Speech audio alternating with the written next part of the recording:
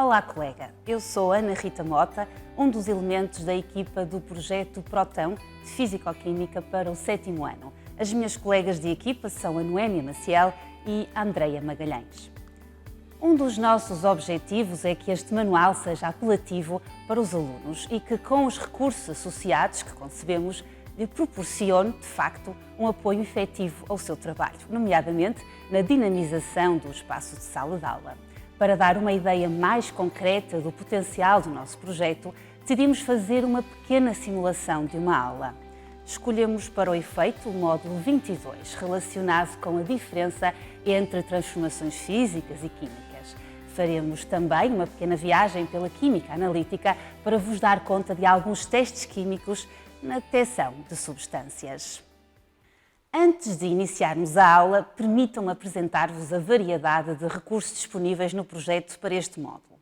Na parte exclusiva do professor e escolhendo a parte experimental, pode encontrar o caderno de laboratório com atividades práticas direcionadas para as aprendizagens essenciais e também as estações laboratoriais, onde pode escolher as estações que mais se adequam aos conteúdos que está a lecionar.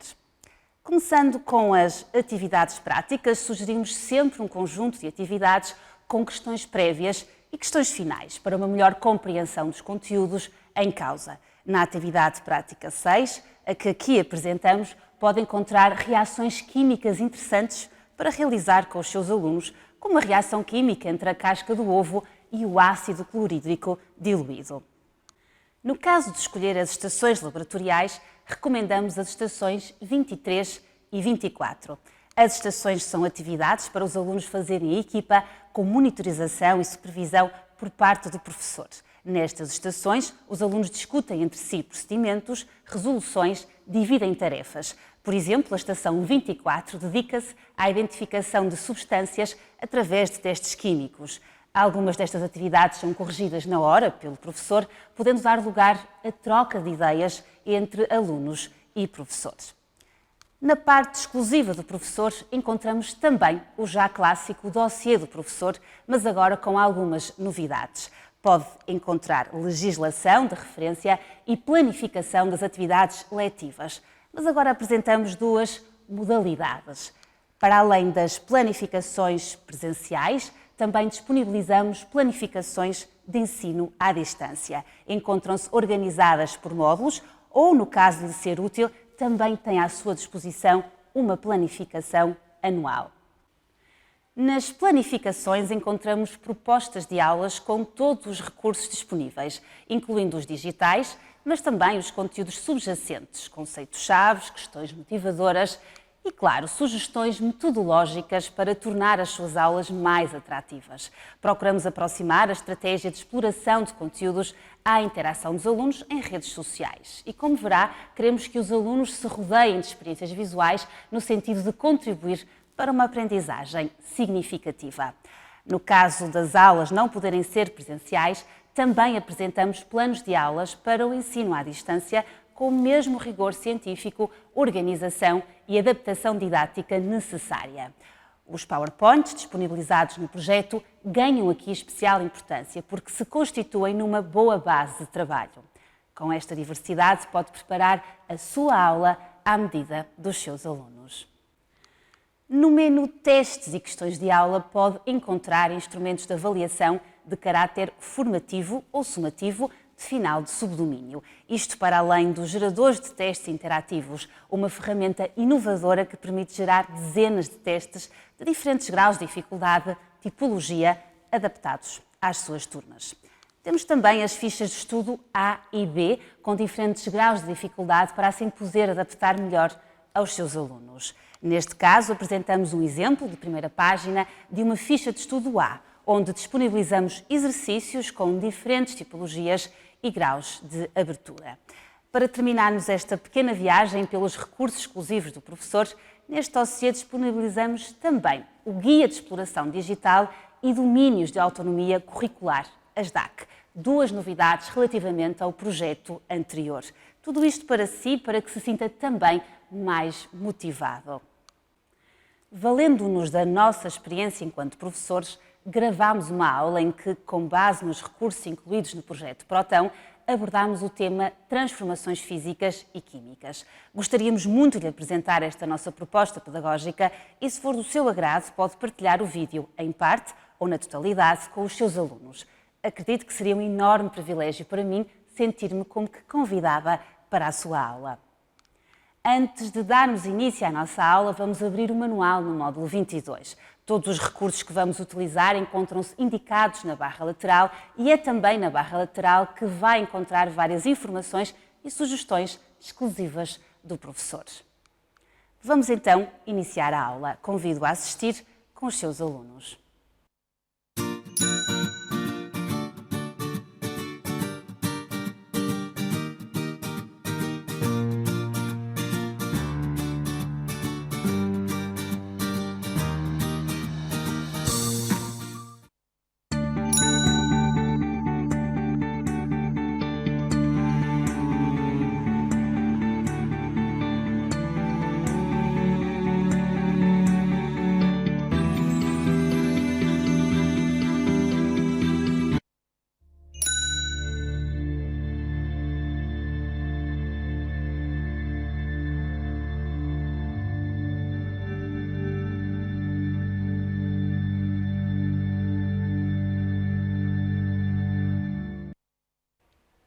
Podemos classificar as transformações que ocorrem à nossa volta em transformações físicas e transformações químicas. Nas transformações físicas, as substâncias continuam a ser as mesmas, isto é, não há formação de novas substâncias. Temos, por exemplo, o papel que rasga, o copo que parte, o açúcar que se dissolve na água, o corte da fruta na preparação de uma salada de frutas ou o gelado que derrete. Repara que as mudanças de estado físico, como a condensação, a solidificação e a fusão, são exemplos de transformações físicas. À nossa volta ocorrem diversas transformações. De certeza já reparaste nelas. Por exemplo, a solidificação da água em gelo, um gelado que derrete, ou quando preparas uma solução e dissolves um soluto num solvente. Todas estas transformações são chamadas de transformações físicas. Nelas, os materiais ou mudam de estado físico ou de estado de divisão, ou variam a sua forma. Todas as mudanças de estado físico são transformações físicas, como a vaporização, passagem do estado líquido ao estado gasoso, e o processo inverso, a condensação. Nas transformações químicas há a formação de novas substâncias. Estas transformações, também designadas de reações químicas, podem ser detectadas, por exemplo, através da mudança de cor, a libertação de um gás ou formação de chama, quando acendemos uma lareira, a formação de um sólido, quando juntamos, por exemplo, o nitrato de chumbo e o iodeto de potássio, em que se forma um sólido amarelo maravilhoso, ou iodeto de chumbo. Também podemos detectar uma reação química pela variação da temperatura ou através da detecção de um cheiro característico. Transformações químicas. Os materiais que nos rodeiam estão sujeitos a diversas transformações. Quando numa transformação se formam novas substâncias, dizemos que ocorreu uma transformação química. Quer no nosso dia-a-dia, quer no laboratório, deparamos-nos com inúmeras transformações químicas, como o ferro que enferruja, a madeira que queima, a fruta que apodrece, os alimentos que se cozinham ou até o calcário que reage com um ácido. Mas como poderemos saber se ocorreu ou não uma transformação química? Ao serem formadas novas substâncias, verifica-se que as suas propriedades são diferentes das iniciais, podendo ser detectadas através de mudança de cor, formação de chama, variação da temperatura, libertação de um gás, formação de um sólido e libertação de um cheiro característico. Existem também diversos fatores que podem provocar uma transformação química. Ora, vejamos. A junção de substâncias é talvez a forma mais simples de se obter uma transformação química. Juntando, por exemplo, ferro a uma solução de sulfato de cobre, pode-se obter sulfato de ferro e cobre. Por ação do calor, pode-se, por exemplo, realizar a transformação do carbonato de cálcio em óxido de cálcio e dióxido de carbono. A ação da luz também pode dar origem a transformações, tal como ocorre na fotossíntese. A água e o dióxido de carbono transformam-se em glicose e oxigênio por ação da luz solar. Por ação mecânica, é possível realizar transformações como as que se verificam quando se acende um fósforo, nomeadamente a transformação do clorato de potássio em cloreto de potássio e oxigênio.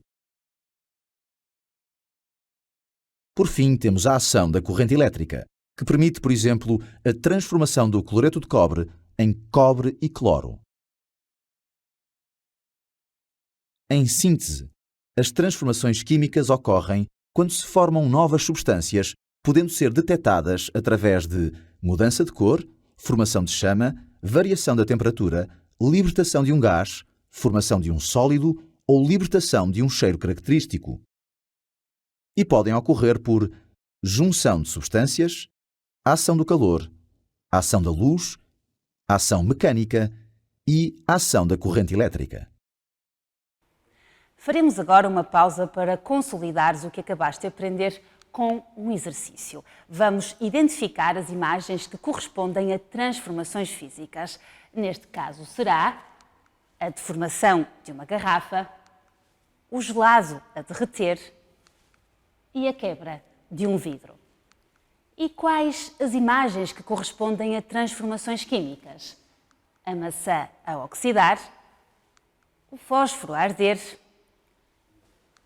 e o fogo de artifício. Vamos descobrir alguns destes testes. Comecemos com a água. Na presença de água, o sulfato de cobre 2 anidro muda de cor, de branco para azul.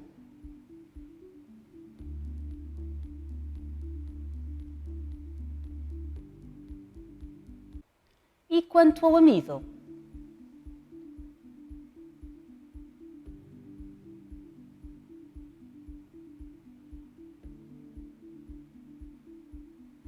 Na presença de amido, a solução alcoólica de iodo muda de cor, fica azul arroxeada.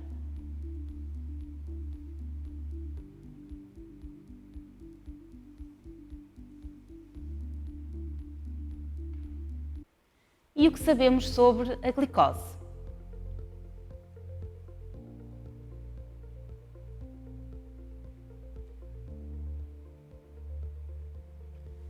A glicose é detectada pelo licor de Fehling, ocorrendo mudança de cor e formação de um sólido.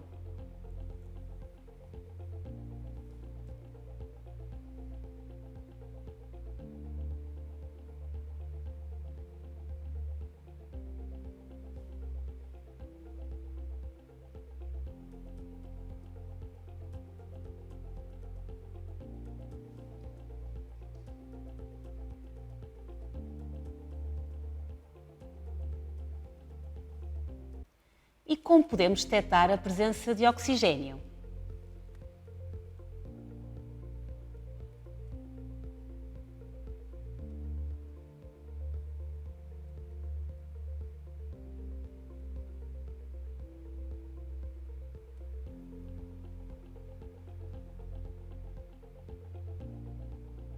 O oxigênio aviva uma chama ou reacende um pavio ou fósforo em brasa.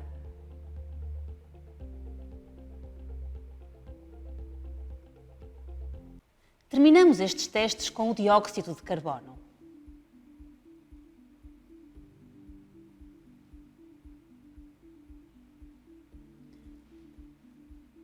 O dióxido de carbono turva a água de cal.